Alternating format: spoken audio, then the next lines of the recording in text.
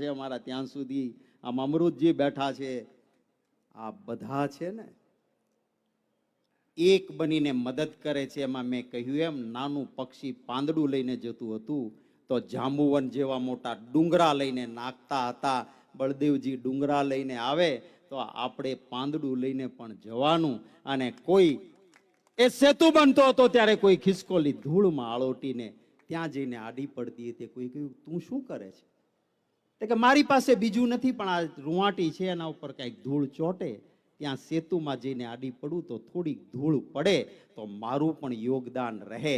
આ ભાવનાથી લંકા ધ્વંસ થઈ હતી. આજે જ્ઞાનીબેન માટે બનાસના લોકો, બનાસના મતદાતાઓ આ ભાવનાથી નીકળ્યા છે. એટલે વિજય જ્ઞાનીબેનનો નહીં, આપ સૌનો થવાનો છે.